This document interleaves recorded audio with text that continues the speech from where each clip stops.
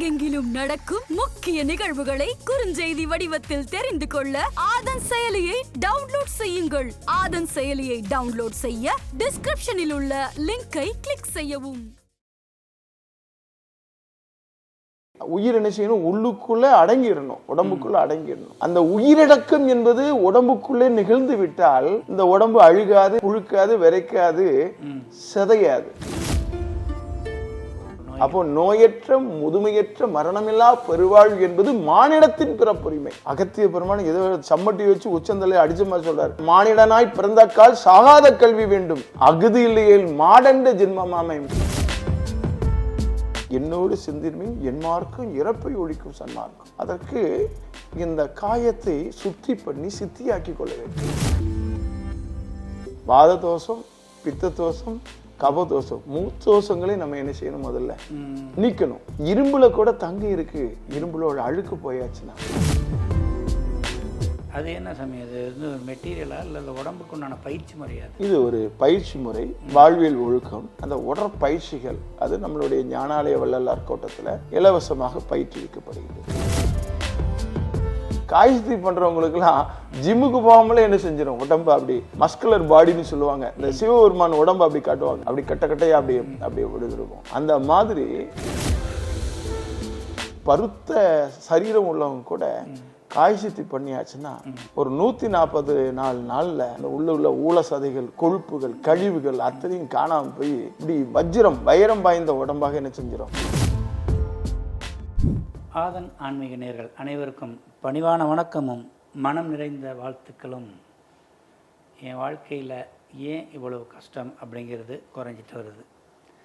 இந்த கஷ்டங்களுக்கு நான் எந்த அளவுக்கு காரணம், அதை நான் எந்த அளவுக்கு சரி பண்ணிக்கணுங்கிற விளக்கங்கள் கிடைச்சிக்கிட்டு இருக்குது. எல்லா பிரச்சனைக்கும் தீர்வு உண்டு அப்படிங்கிற நம்பிக்கையும் நமக்கு கிடைக்குது. வாழும் குரு தன்னுடைய அனுபவங்கள், தன்னுடைய இறை அனுபவங்கள், தனக்கு கிடைத்த, தனக்கு சொல்லப்பட்ட அனைத்தையுமே பொதுமக்களுக்கு வழங்க வேண்டும் என்பதற்காக ஒவ்வொரு வாரமும் எல்லாருக்கும் உகந்தது, ஞானத்துக்கு உகந்தது, ஆன்மீகத்துக்கு உகந்தது வியாழக்கிழமை. நம்ம வியாழக்கிழமை அன்றைக்கி ஒரு குரு நம்மளை தேடி நிறைய கருத்துக்களை சொல்கிறார். அனைத்தும் பயனுள்ளதே. இன்றைக்கும் உங்களுக்கான கருத்துக்கள் ஞானாலய வள்ளலார் கோட்ட நிறுவனர் இமயஜோதி திரு ஞானானந்த சுவாமிகள் சொல்ல இருக்கிறார். அவரை உங்களின் சார்பில் வணங்கி வரவேற்போம். வணக்கம் சுவாமி. வள்ளல் பெருமான் அருளால் ஆதன் ஆன்மீக நேயர்கள் அனைவர்களுக்கும் அன்பு அருளாசிகள். நன்றி. நீங்கள் நிகழ்ச்சியில் சொன்னதுலேருந்தே நான் நன்றி நிறைய சொல்ல ஆரம்பிச்சிட்டேன். நன்றி சொல்கிறது எனக்கு நல்லது, கேட்குறவங்களுக்கு நல்லதுன்னு சொல்லியிருக்கீங்க. ஒரு நிகழ்ச்சியும் ஒரு மனிதனை அடுத்த கட்டத்துக்கு நகர்த்தி கொண்டு போகிறது. பார்த்துட்டு கமெண்ட் போடுறதோடு இருந்துட்டால் அது பயனளிக்காது. நம்ம உள்ளுக்குள்ளே ட்ராவல் பண்ணணும். சாமி இதை சொன்னார், ஒரு விஷயம் சொன்னார், மூலிகை ஒரு 48 நாள் எடுத்துக்குவோம். என்ன அசைவத்தை நிறுத்த சொல்லியிருக்கிறாரு, சாப்பிட்றப்ப நிறுத்துவோமே, பழகுவோமே, எல்லாமே நாம் ஏற்றுக்கொண்ட விஷயந்தான். மாற்றிக்கணும்னு நினைக்கிறப்ப 1000 கேள்விகள். என்ன இந்த காலத்தில் போய் இதெல்லாம் இதை செஞ்சாதானான்னு கேட்குறத, நாளைக்கு போய் ஹாஸ்பிட்டல் ஐசியூவில் இருக்கும்போது மட்டும்தான் மனசு சொல்லும். அப்போ வாயை திறந்து பேச முடியாது. அப்போவே சொன்னாரியா, கேட்டிருந்தானே நான் அந்த நிலைமைக்கு வந்திருப்பேனா. இறப்பு என்பது இணக்கமாக இருக்க வேண்டும். அதாவது எப்போ படுத்தார் காலையில் நல்ல சாவையே பாராட்டுவாங்க. இப்போ ஆனால் இவர் எப்படா போய் சேருவார்னு 15 பேர் பிரார்த்தனை பண்ணிகிட்டே இருப்போம். படுத்துறான் அந்த மனுஷன் போட்டு. ஸோ வாழும் காலம் மட்டுமில்லை, வாழ்ந்து முடிக்கும் காலமும் சுகமாக இருப்பதற்கு எவ்வளவு விளக்கங்கள்ன்றது படித்து சொல்வதில்லை. நீங்கள் பழகி அனுபவத்தில் யாரும் அறியாத நிறைய விஷயங்களை சொல்லிட்டு வரீங்க. அது இந்த நவீன அறிவியல் யுகத்துக்கு தேவையான அவசியம் இல்லை, அத்தியாவசியமான விளக்கங்கள். பயிற்சி முறை, மூலிகைகள் எல்லாமே மறந்த விஷயங்களை மறுபடியும் தூசி தட்டி எதுக்காக சொன்னான் தெரியுமா? நீ இந்த காலத்தில் கஷ்டப்படுவோன்னு தான் தாத்தா அந்த காலத்தில் சொல்லி வச்சாங்க. அந்த இயல்பு என்ன மாதிரி ஒரு சாதாரண மக்களுக்கும் புரியக்கூடிய அரிய கருத்துக்களை எளிமையாக்கி சொல்வது அப்படிங்கிறது ரொம்ப ரொம்ப சிரமம். நீங்கள் ஒரு முறை சொன்னீங்க, இந்த சித்தர்கள் எழுதி வச்ச பாட்டுக்கு விளக்கமே நிறைய பேருக்கு தெரியலையா, தப்பாக புரிஞ்சிட்டு இருக்காங்கன்ற மாதிரி. நானும் தவறான வழியில் தான் சரி இதாக இருக்குமோ. ஏன்னா யார் உட்காந்துட்டு திருக்குறளுக்கு நிறைய பேர் விளக்கங்கள் எழுதியிருக்காங்க. சித்தர்கள் பாடல்களை நீங்கள் சொல்ல தான் ஆகா இதுக்கெல்லாம் சொல்லி வச்சுருக்காங்களேன்னு ஆச்சு. ஒரு நிகழ்ச்சியும் ஆச்சரியம், அதிசயமான நிகழ்ச்சிகள். இன்றைக்கி என்ன சொல்ல போகிறாங்க குருஜின்னு நிறைய பேர் காத்துட்ருக்காங்க, என்னையும் சேர்த்து. நிகழ்காலத்தில் பார்த்தீங்கன்னா புலன்வயப்பட்டு தான் எல்லாமே பிடிச்சிருக்குன்னு சொல்லி தான் எல்லாத்துக்குள்ளே போய் மாற்ற நம்மளே வெளியில் வர முடிய மாட்டேங்குது. ஏற்றுக்கிட்ட நம்மளே நம்மளால் விட மாட்டேங்குது. இந்த ரெண்டுத்துக்குள்ளேயுமே மனுஷன் அவனுடைய வாழ்க்கை கேள்வியிலே முடிஞ்சு போயிடுது, விளக்கங்கள் இல்லாமல். இதை சொல்லுங்கள் சாமி, பழக்கத்திலேருந்து வெளியில் நல்ல விஷயங்கள் வாழ்க்கை வாழ முடியுமா? மன்னர் ஐயா சொன்ன ஒரு சில வார்த்தைகளில் நான் முரண்படுறேன். நீங்கள் சொல்லும்போது சொன்னீங்க, சந்தோஷமாக இறந்து போவது என்று. என்ன ஒன்று, இவன் போய் சேர்ந்தாச்சுன்னா சந்தோஷம் அப்படின்னு எல்லாரும் நினைக்கிறது. இந்த ரெண்டுமே மானிட வாழ்க்கைக்கு முரண்பட்டது. நடக்குது. இருந்தாலும் வள்ளல் பெருமானுடைய வழிமுறையில, சித்தர்கள் பெருமானுடைய வழிமுறையில சந்தோஷமாக இறந்து போவதும் அவர் இறந்தால் உலகம் சந்தோஷப்படுவதும் ரெண்டே முரண்பட்டது. மரணமில்லா பெருவாழ்வு மானிடத்தின் பிறப்புரிமை. வள்ளல் பெருமான் அருள் இருக்கின்றார். இறந்தவரை எடுத்திடும்போது அரற்றுகின்றீர் உலகியலீர், இரவாத வரம் ஏன் அடைய மாட்டீர், மறந்திருந்தீர் பிணி மூப்பில் சமதமோ நுமக்கு, மறந்தும் இதை நல்லோர் நினைக்கில் மனம் நடுங்கும் கண்டீர், சிறந்திடும் சன்மார்க்கம் ஒன்றே பிணி மூப்பு மரணம் தவிர்த்திடுங்கான் தெரிந்து வம்மின் இங்கே.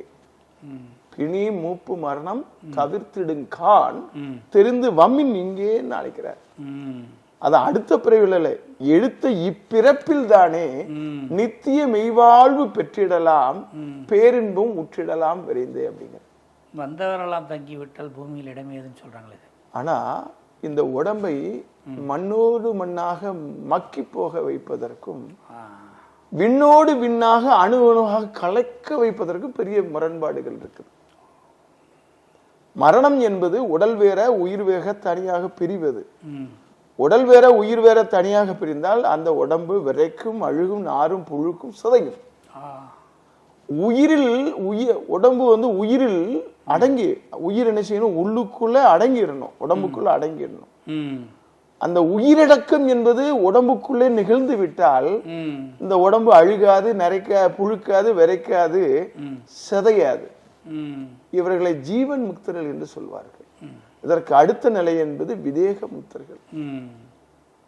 வள்ளல் பெருமான் அதுவும் சொல்றாரு, ஒற்றுமொழி உரைக்கின்றேன், உங்களுக்கு நல்ல வார்த்தை சொல்றேன், ஒருமையினால் உமக்கே, நம்மெல்லாம் ஒண்ணுக்குள்ள ஒண்ணு, அதனால நான் சொல்றேன், உறவனன்றி பகைவனான உண்ணாதீர் உலகில், என்னை உங்களுடைய சொந்தக்காரன் நினையுங்க, அந்நியன் என்று நினைக்காதீர்கள். கற்றவரும் கல்லாதவரும் அழிந்திட காண்கின்றீர், கரணமும் கலங்கவரும் மரணமும் சம்மதமோ. எல்லாரும் மெத்த படிச்சவனும் படிக்காத ஒரு பாமரம் கூட செத்து மண்ணோடு மண்ணா மக்கி போறாடே. ஆனா எதை அறியவில்லை? சாகா கல்வி என்று ஒன்று இருக்கின்றது, அதை அறியவில்லை. அந்த சாகா கல்வியை அறிந்து கொண்டால் சொல்றாங்க, உமது தன்மனம்தான் கண்மனமோ வன்மனமோ அறியேன். சாகாத கல்வி கற்றுக்கொள்ள வேண்டால் அது கல் மனசு, வன் மனசுங்கிறாரு. இற்றிதனை தடுத்திடலாம் என்னோடு சேர்ந்திடுமின், என் மார்க்கம் இறப்பை ஒழிக்கும் சன்மார்க்கம் தானேங்கிற. அந்த இறப்புக்கு முன்னால முதுமையை நீக்க வேண்டும். இறப்பை நீக்கணும்னா எதை நீக்கணும்? முதுமையை நீக்கணும். முதுமையை நீக்கணும் என்ன செய்யணும்? நோய்களை நீக்க வேண்டும். அப்போ நோயற்ற முதுமையற்ற மரணமில்லா பெருவாழ்வு என்பது மானிடத்தின் பிறப்புரிமை தான். திருமூல பெருமான் சொல்றார், பெறுவதற்கரிய பிறவியை பெற்றும் பெறுவதற்கரிய பிரான் அடி சேரார், பெறுவதற்கரிய பிராணிகள் எல்லாம் பெறுவதற்கரியதோர் பேர் இழந்தாருங்கிறார். அகத்திய பெருமான் ஏதோ சம்மட்டி வச்சு உச்சந்தலை அடிச்ச மாதிரி சொல்றாரு, மானிடனாய் பிறந்தக்கால் சாகாத கல்வி வேண்டும், அகுதி இல்லையேல் மாடண்ட ஜென்மமாமை. மாடுதானாலும் ஒரு போக்குண்டு, மனிதனுக்கு அவ்வளவும் கிடையாதப்பா, மாட்டுக்கும் கீழான இது சண்டி மாடுன்னு சொல்றாங்க. அதனால மரணமில்லா பெருவாழ்வு மானிடத்தின் பிறப்புரிமை. அதான் என்னோடு சிந்திர்மின் என் மார்க்கம் இறப்பை ஒழிக்கும் சன்மார்க்கம். அதற்கு இந்த காயத்தை சுத்தி பண்ணி சித்தியாக்கி கொள்ள வேண்டும். காயத்தை என்ன பண்ணணும்? சுத்தி பண்ணி சித்தியாக்கணும். ஆமா, இந்த உடம்பு காமக்கசடுனால, காமக்கசடு என்பது என்னது? அப்ப செஞ்ச தப்புனால, அதற்கு அம்மாவோட ஒப்புனால, எச்சிலால வந்த உடம்பு இது. அப்பா செஞ்ச தப்பு, அதுக்கு அம்மாவோட ஒப்பு, எச்சிலால வந்த உடம்பு, இந்த காம கசடுனால வந்த தேகத்தை வாத தோஷம், பித்த தோஷம், கப தோஷம், மூத்தோஷங்களை நம்ம என்ன செய்யணும்? முதல்ல நீக்கணும். இரும்புல கூட தங்கம் இருக்கு, இரும்புல உள்ள அழுக்கு போயாச்சுன்னா. செம்புல கூட தங்கம் இருக்குது, செம்புல உள்ள கழிவு போயாச்சுன்னா. அதற்கு பரிசன வேதின்னு ஒண்ணு இருக்கு, ஒரு கல்லு. அந்த பரிசன வேதியை பட்டாச்சுன்னா என்ன செஞ்சிடும்? செம்பு இரும்புலாம் தங்கமாகும். அது என்ன பண்ணும்னா அதுல உள்ள அழுக்குகளையும் கழிவுகளும் நீக்கிடும். அதே போல அந்த உடம்புல உள்ள அழுக்குகளை நீக்கியாச்சுன்னா என்ன ஆயிடும்? அழுக்கிற தினங்குளித்து அழுக்கராத மாந்தர்கள், அழுக்கிருந்தது அவ்விடம், அழுக்கில்லாதது எவ்விடம்? அழுக்கிருந்து அவ்விடத்து அழுக்கறுக்க வல்லீரேல், அழுக்கில்லாத ஜோதியோடு அணுகு வாழலாகுமே அப்படின்னு நம்ம ஞான சித்திரத்தை சொல்றார் சிவவாக்கிய பெருமான். மனத்துக்கண் மாசியில நாதல் அனைத்தரன் ஆகுல நீரப்ப, மற்ற எல்லாம் தள்ளிருங்க. முதல்ல என்ன செய்யுங்க? உள்ள தூய்மை. தூய்மை அந்த உள்ளம் பெருங்குவலாகும். இந்த ஊனுடம்பு என்ன செஞ்சிடும்? ஆலயமாகும். சவமாக சிவமாகிடலாம். அதற்கு காய சுத்தி வேணும், காய சித்தி வேணும். அதற்கு நான் வழிமுறைகளை வள்ளல் பெருமானும் நம்மளுடைய சித்திர பெருமான்களும் அப்படியே பொக்கிஷங்களா நிறைச்சு கொடுத்துருக்காங்க. அதை பயன்பெற. ஒரு மூலிகையை பற்றி பேசும்போது இந்த காய சித்திங்கிற ஒரு விஷயத்த சொன்னீங்க. அது என்ன சமயம்? அது வந்து ஒரு மெட்டீரியலா இல்லை அந்த உடம்புக்கு உண்டான பயிற்சி முறையாது? இது ஒரு பயிற்சி முறை, வாழ்வியல் ஒழுக்கம். முதல்ல காய சித்திக்கு வந்து உடம்பு ஒரு வகையறீர், உயிர் வகையறீர், உடல் பருக்க ஒன்றினதம் உறங்குவதற்கு அறிவீர், மடம் புகும் பேய் மனத்தாலே மயங்குகின்றீர், மனதை வசப்படுத்தீர், வசப்படுத்த வழித்துறை கற்றறீர், இடம் புகும் பொய் வாழ்க்கையிலே இன்ப துன்பம் எண்ணி எண்ணி இழைக்கின்றீர், ஏழை உலகீர், இன்ப துன்பம் அடுத்தே எண்ணி எண்ணி இழைக்கின்றீர், ஏழை உலகின் நடசையும் என் தனித்தந்தை வரந்தன்னும் நன்னியது நன்னிமினோ புண்ணியம் சார்வீர்ங்கிற வள்ளல் பெருமான். இந்த உடம்பை உறுதி செய்யணும். அதற்கு உண்டான அந்த உடற்பயிற்சிகள் அது நம்மளுடைய ஞானாலய வள்ளலார் கோட்டத்தில் இலவசமாக பயிற்றுவிக்கப்படுகின்றது. அந்த உடற்பயிற்சிக்கு பிறகு உயிரை உணர்ந்து உயிரை வளர்த்து கடவுளை உணர்ந்து கடவுளோடு கடவுளாக கலந்து இருக்கக்கூடிய தவ நெறிகளும் நம்மளுடைய ஞானாலய வள்ளலார் கோட்டத்தில் வள்ளல் பெருமானாரால, சித்தர்கள் பெருமானாரால, குருவர்களால், திருவர்களால் கற்றுக் கொடுக்கப்படும். இந்த உடம்பை வளர்க்குற மாதிரி எதை வளர்க்கலாம்? நம்மளுடைய உயிர்னு சொல்லக்கூடிய தெய்வீக அருள் அந்த சக்தியை என்ன செய்யலாம்? பெருக்கிக் கொள்ளலாம். ஊனினை உருக்கி உள்ளொளி பெருக்கி அப்படின்னு மாணிக்க வாசக பெருமான் சொல்லுவாங்க. அந்த மாதிரி முதல்ல உடற்பயிற்சி, காய சுத்தி, அதற்கு உண்டான மூலிகைகள் இருக்கின்றது.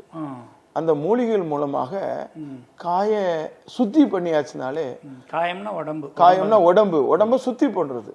அந்த உடம்பு சுத்தி பண்ணியாச்சுனாலே பெரிய பானை மாதிரி இருக்கக்கூடிய வயிறுக்காரங்கெல்லாம் ஜிம்முக்கு போகாமலே என்ன வந்துடும்?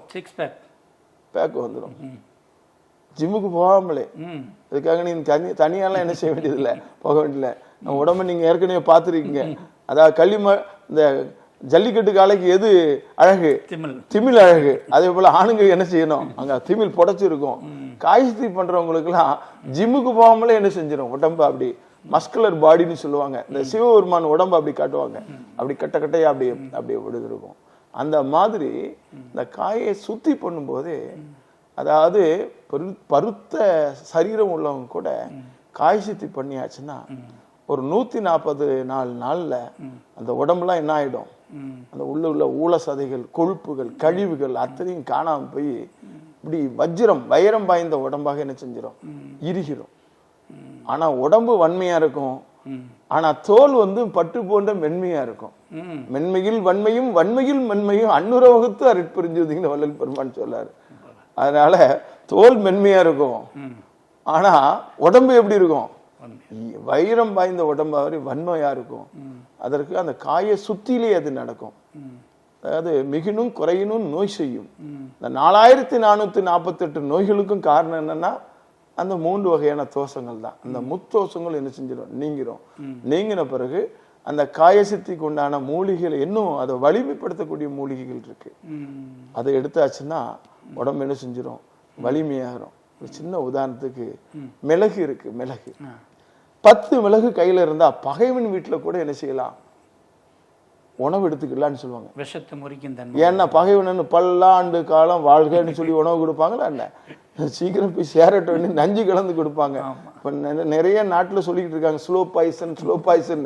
இந்த ஸ்லோ பாய்சன் கொடுத்தாலும் சரிதான், ஹெவி பாய்சனை கொடுத்தாலும் சரிதான். அதாவது என்னன்னா இந்த மிளகு இருக்கு, மிளகு, இந்த மிளகுக்கு போசன கோடாரின்னு ஒரு பேர் இருக்கு. நாம் உட்கொண்ட உணவை எப்படி பெரிய மரத்தை கூட கோடாரியை போட்டு கண்டம் போடுற மாதிரி உட்கொண்ட உடலாம் கோடாரி மாதிரி கண்டம் போட்டு சத்தானதை சத்தாகவும் சக்கைய சக்கையாகவும் மலமாகவும் மாற்றக்கூடிய ஒரு அற்புதமான ஆற்றல் என்னது மிளகுக்கு உண்டு.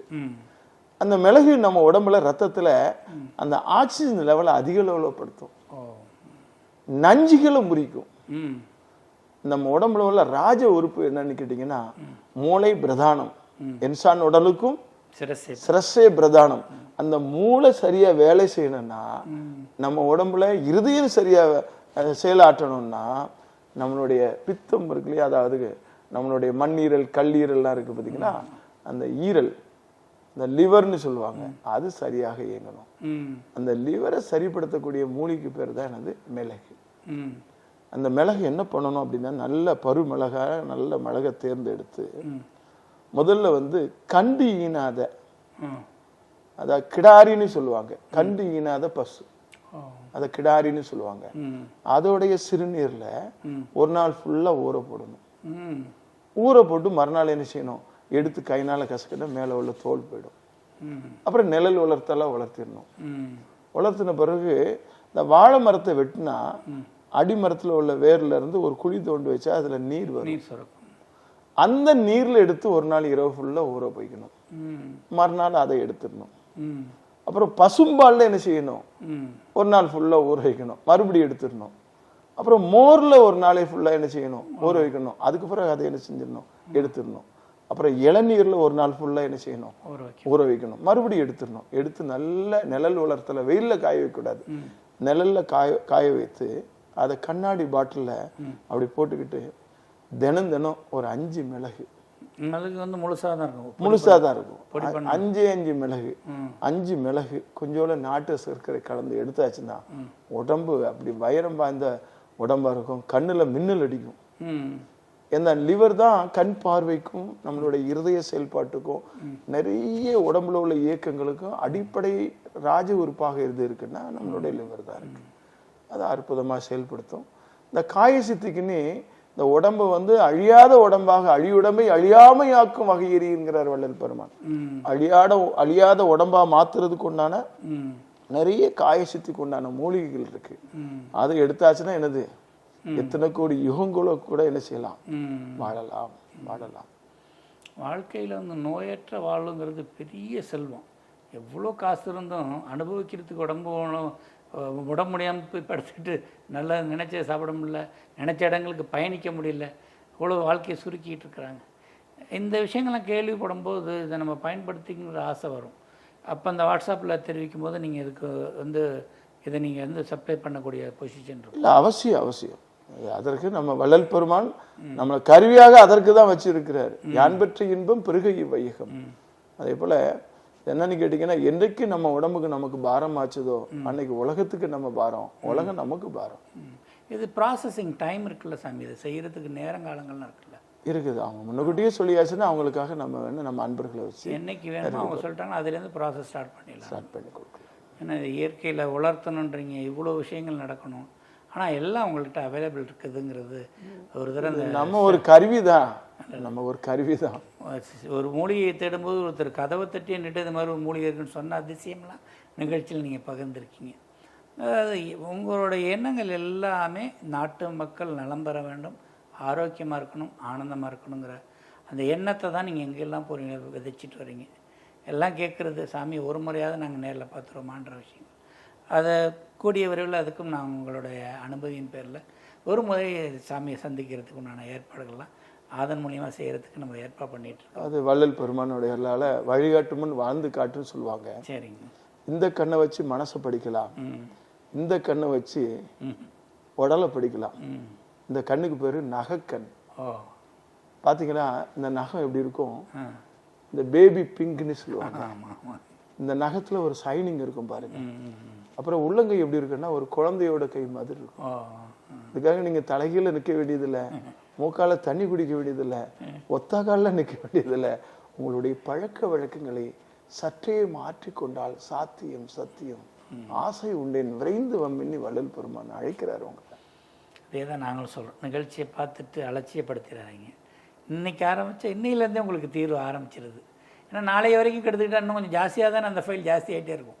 இந்த ஃபைலை க்ளோஸ் பண்ண நல்ல ஃபைலை, இதை டெலீட் பண்ண நல்லது ஆட்டோமேட்டிக்காக மேலே வர ஆரம்பிச்சிடும். இங்கே தான் மன்னர் செந்திலையா ஒரு அற்புதமான முத்திரை பதிக்கிங்க.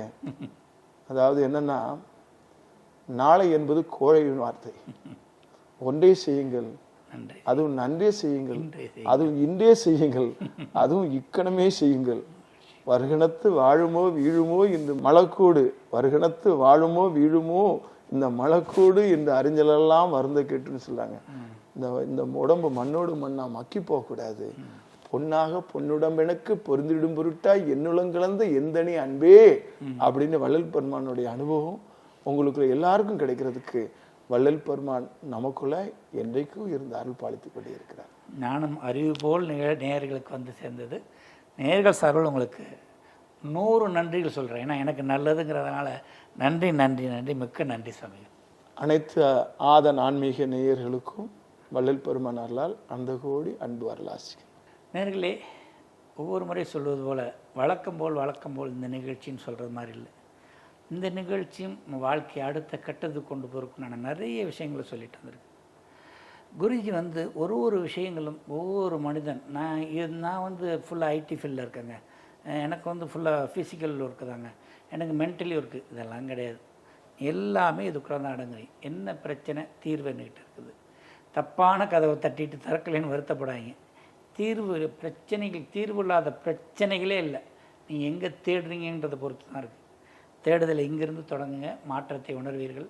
மீண்டும் இதே போன்ற பயனுள்ள அடுத்த நிகழ்ச்சியில் சந்திப்போம். அதுவரை நன்றி, வணக்கம்.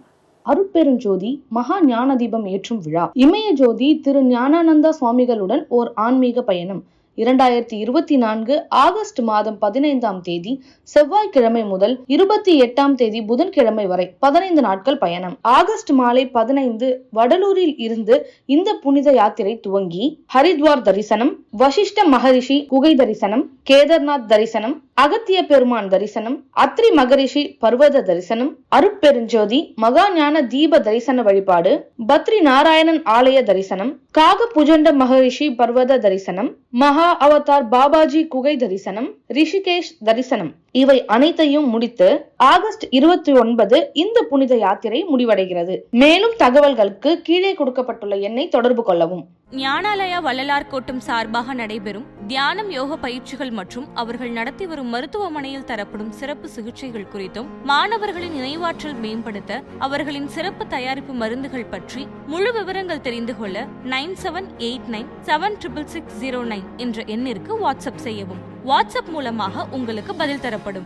சர்க்கரை நோயா? சர்க்கரை நோயினால் ஏற்பட்ட ஆறாத புண்ணா? கால்களை விரல்களை இழக்க வேண்டும் என்ற பயமா? எந்த கவலையும் வேண்டாம். கால்களை விரல்களை இழக்காமலும் எந்த விதமான பக்க விளைவுகளும் இன்றி பூரண குணம் பெற மிக சிறந்த மருத்துவ வல்லுநர்களின் மேற்பார்வையில் வள்ளலார் டயாவுன் கியூர் மருத்துவமனை, சுண்டபாளையம், கோவை. கால் 9566286001.